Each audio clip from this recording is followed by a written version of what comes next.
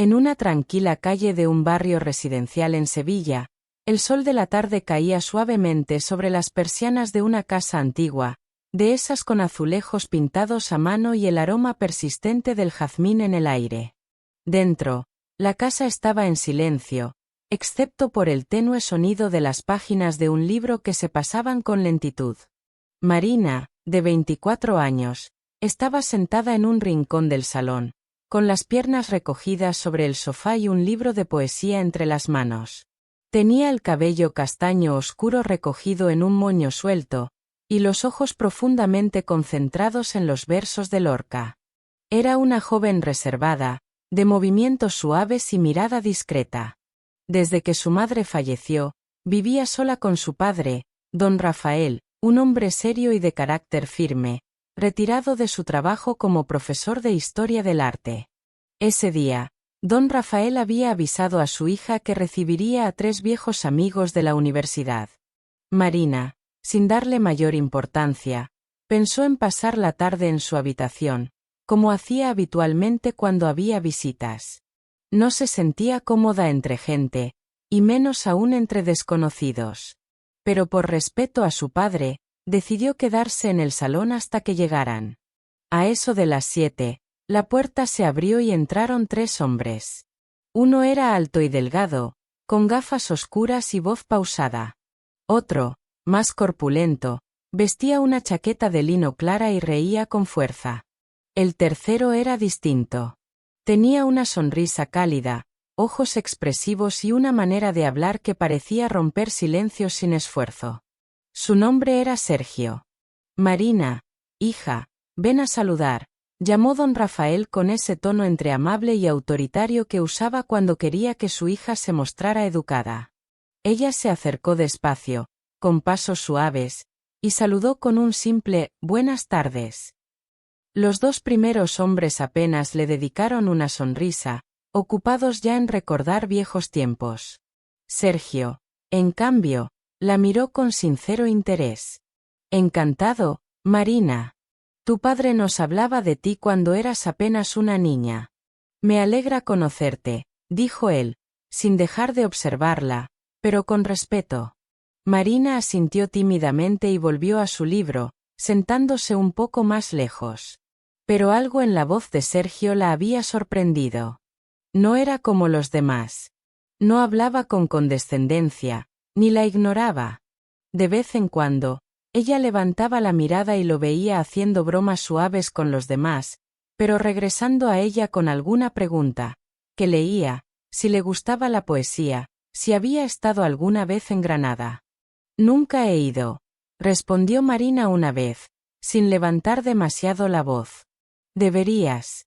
Hay un silencio en la Alhambra que se parece mucho a ti», comentó Sergio, como si le hablara a alguien que entendía cosas que los demás no captaban. A pesar de sí misma, Marina sonrió. Fue una sonrisa leve, casi imperceptible, pero ahí estaba. Don Rafael la observaba de reojo, desde el sillón. No dijo nada, pero algo en su mirada cambió. Los demás seguían bebiendo vino y riendo.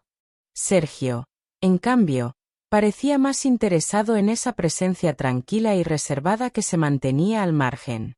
Marina intentó volver a su lectura, pero las palabras ya no sonaban igual. Se dio cuenta de que, por primera vez en mucho tiempo, alguien la miraba de verdad. Y ese alguien no era quien ella esperaba. La noche había caído sobre Sevilla, tiñendo el cielo de un azul profundo salpicado de estrellas. Dentro de la casa, las luces cálidas del salón creaban una atmósfera íntima. La mesa estaba dispuesta con esmero. Copas de cristal fino, platos de cerámica andaluza, pan recién horneado, vino tinto que brillaba como rubí en las copas. El aroma de las tapas caseras flotaba en el aire. Don Rafael presidía la mesa con su habitual porte serio. A su derecha estaba Sergio, y a su izquierda, los otros 2 invitados, aún animados por el vino y las historias compartidas. Marina, sentada discretamente al extremo de la mesa, mantenía la mirada baja, pero de vez en cuando respondía a alguna pregunta o sonreía a uno de los comentarios de Sergio. Él, Sin ser invasivo, lograba incluirla en la conversación sin forzarla. Cada vez que ella hablaba, Sergio la escuchaba con una atención sincera. Y eso no pasaba desapercibido. En un momento, mientras recogía su copa para brindar con los demás, Marina la sostuvo con algo de nerviosismo. Un pequeño gesto torpe, casi imperceptible, y el cristal se resbaló de sus dedos. El vaso cayó al suelo y se hizo añicos con un sonido seco y quebradizo que rompió el ambiente como un trueno en medio de un silencio. Todos se callaron. Marina, con el rostro enrojecido por la vergüenza, se agachó de inmediato. Lo siento mucho, susurró, intentando recoger los pedazos. Pero antes de que pudiera tocarlos, Sergio ya estaba a su lado. Cuidado, no te cortes, dijo con voz tranquila, y le tocó suavemente el brazo para apartarla un poco. Sacó una servilleta de papel, buscó la escoba junto a la puerta del salón y en cuestión de segundos ya estaba limpiando los fragmentos con una destreza que no parecía propia de un invitado. No es nada. Pasa en las mejores casas, añadió con una sonrisa que aligeró el aire tenso. Don Rafael observaba en silencio, sus dedos golpeaban levemente el borde de su copa. No dijo nada, pero sus ojos no apartaban a Sergio. ¿Te ayudo a llevar esto a la cocina?, preguntó él, mirando a Marina una vez que recogieron lo que quedaba del accidente. Ella asintió, sin atreverse a mirar a su padre. Caminaron juntos por el pasillo en silencio, él llevando la bandeja con los restos del servicio y ella sosteniendo la escoba.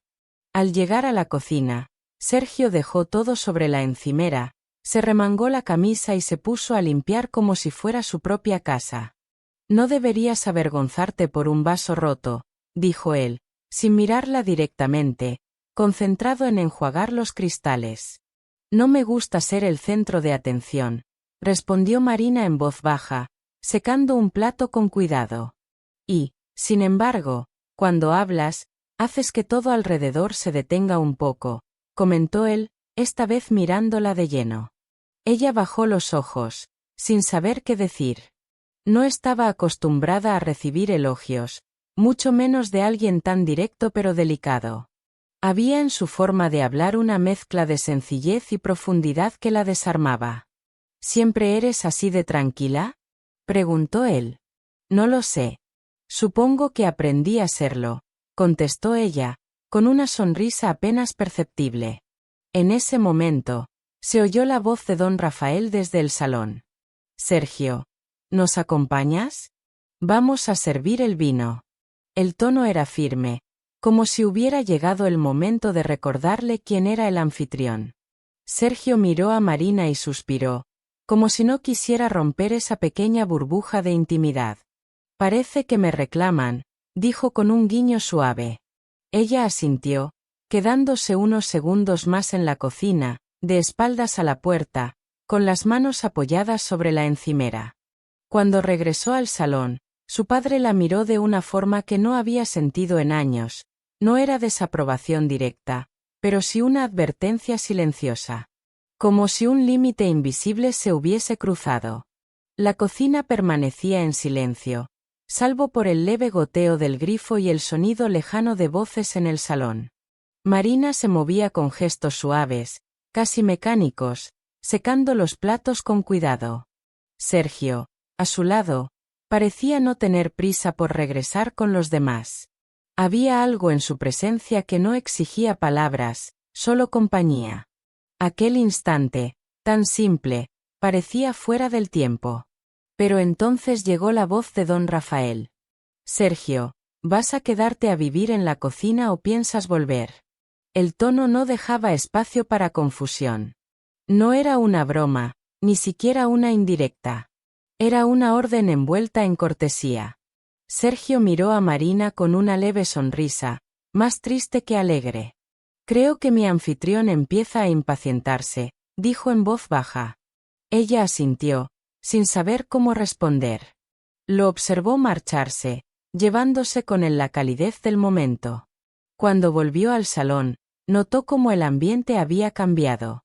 Las voces eran más tensas, menos espontáneas. Don Rafael lideraba la conversación con su autoridad habitual, mientras los otros amigos asentían y reían por compromiso. Sergio participaba, sí, pero su mirada buscaba la de Marina, aunque ella evitaba sostenerla por demasiado tiempo. El resto de la velada transcurrió como si nada hubiera pasado. Y, sin embargo, todo había cambiado. Al despedirse, los invitados intercambiaron abrazos, bromas de última hora, planes vagos para otro encuentro.